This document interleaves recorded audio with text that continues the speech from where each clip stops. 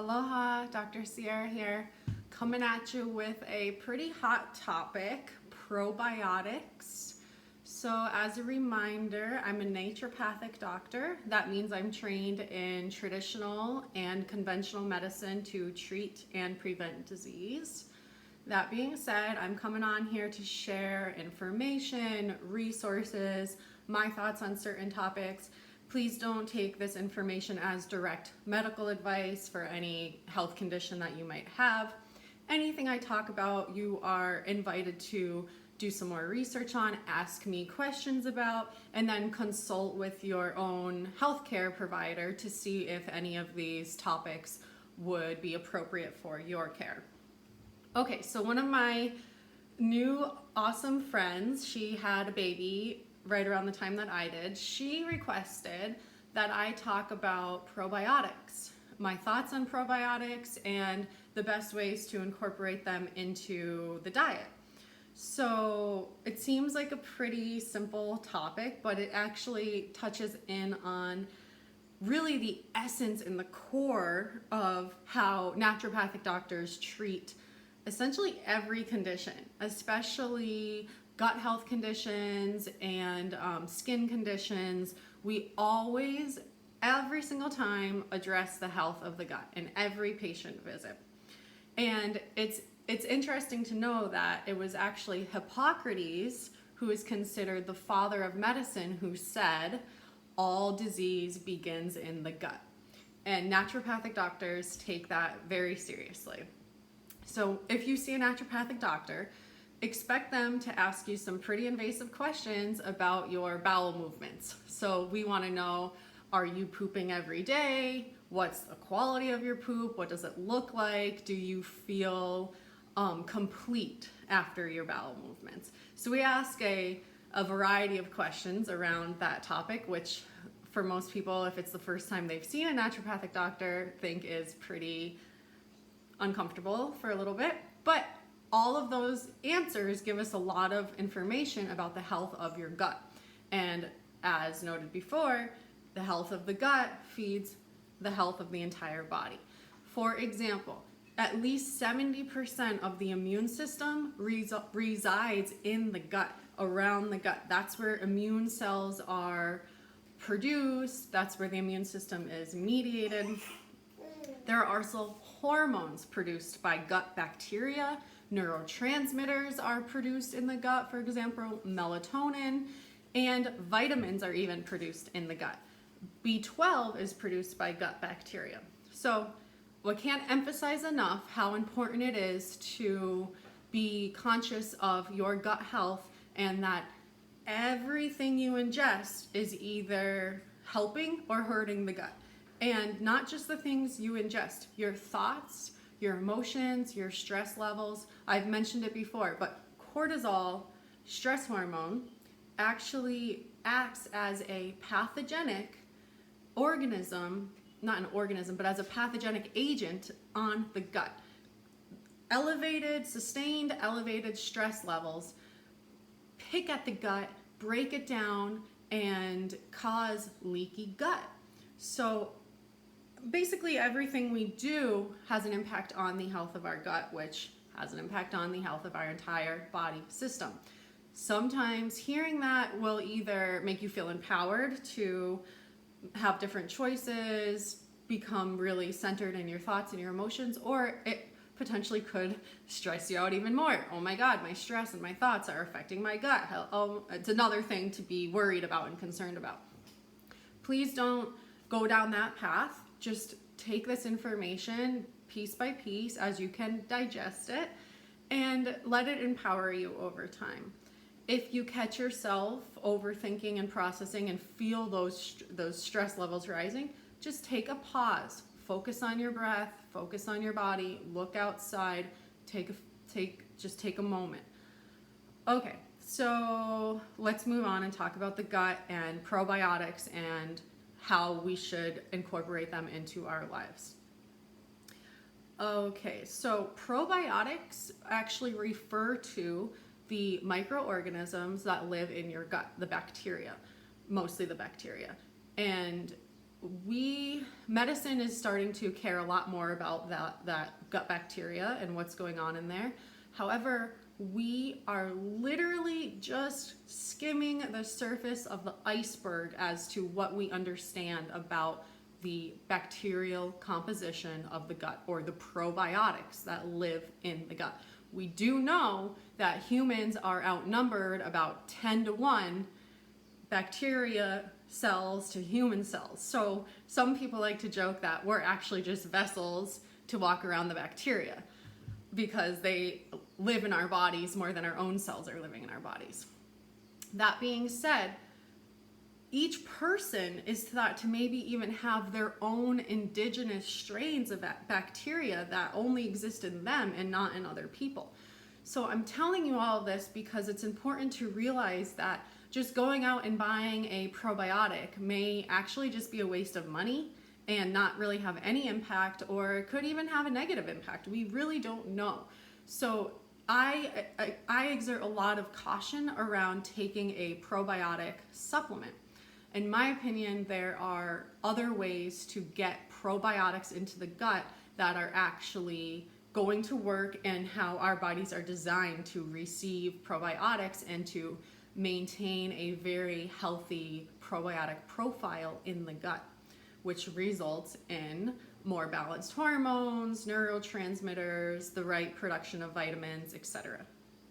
So also realize that probiotics need to get through the stomach acid and through the digestive hormones and actually get into the gut, which if they're not formulated by a respectable manufacturer, they may not make it past the stomach and even get into the gut.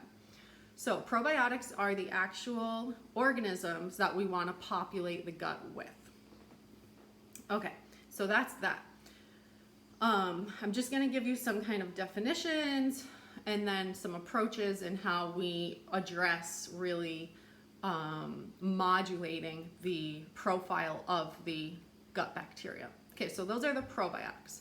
In order for probiotics to actually stay in the gut and live in the gut, they need to be receiving prebiotics. Prebiotics are the fuel for the gut. These are things that we ingest that do not get broken down by stomach acid, do not get broken down by digestive enzymes.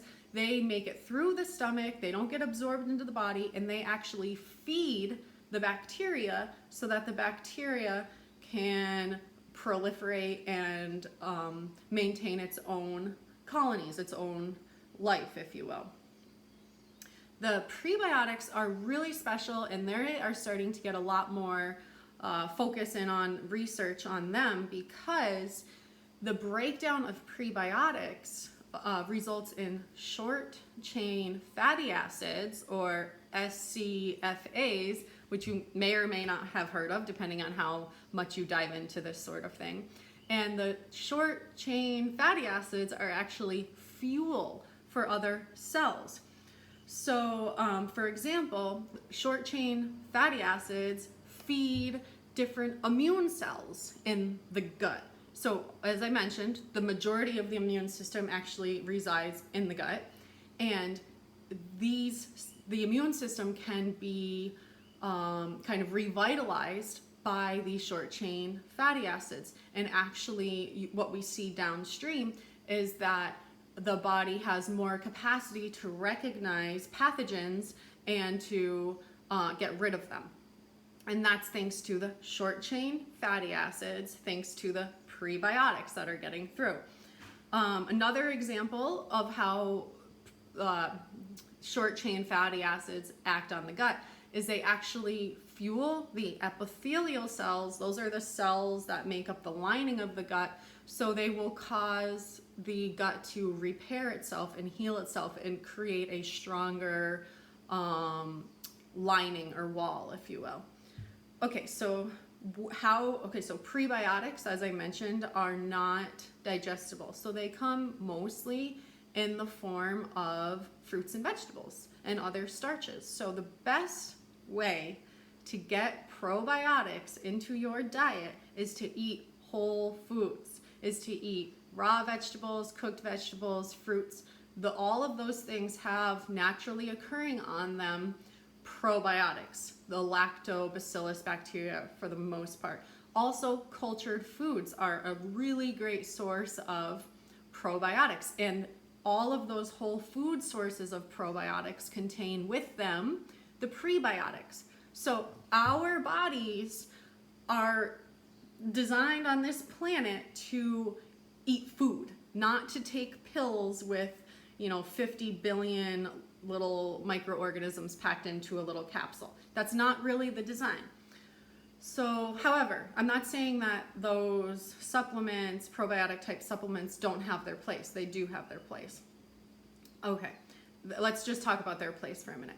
So, generally speaking, I don't recommend as a blanket people to just go and get on probiotics unless we've done a comprehensive intake as to what's going on at the gut.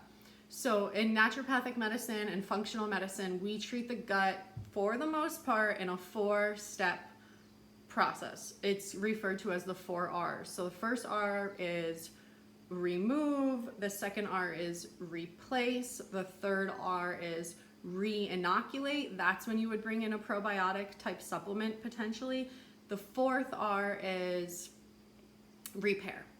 So remove means I'm taking away the substances that are causing damage to the gut in the first place. So that would be inflammatory foods. So you can pay $400 or so to get a food sensitivity profile, which might be very useful information. You can also start to tune in when I eat certain foods. How do I feel? Am I more gassy? Am I more tired? What's going on? How does my body respond to certain foods? Some people recognize almost immediately that when they eat sugar, for example, their joints ache more. So that's a pretty clear, you don't necessarily need a lab test to tell you those foods are causing inflammation to your gut, to your body.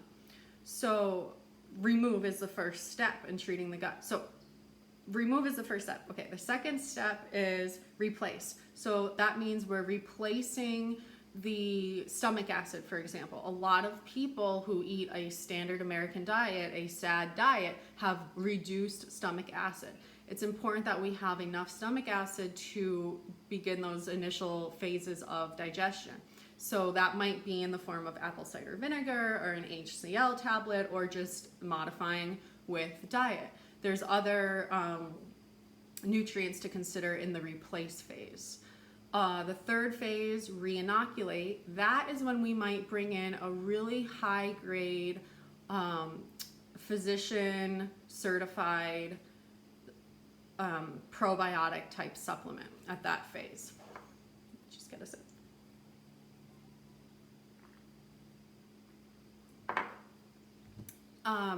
If you're doing it really well, it's helpful to do a stool profile to look at the composition of the gut bacteria and see what are we actually low on, what do we need to support, how do we need to change that composition in terms of the re-inoculate phase. The fourth phase is repair. By this phase, if you've actually done those first 3 R's, there's already massive repair happening in your gut. But we'll bring in at this point some additional therapies that will take that repair phase up to an even greater level. Okay, so there's the 4 R's. So as a recap,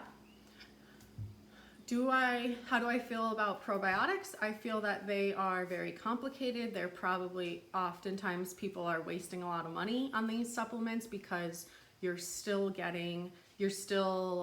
attacking the gut with the foods that you're eating or other substances coming into the body. They're maybe not even making it through the stomach acid. So what's the best way to get probiotics into the diet? Food, whole foods with prebiotics, which by nature are already designed to be there together. So find the cultured foods that sit well with you, and make sure you're getting your fruits and veggies and your whole grains in.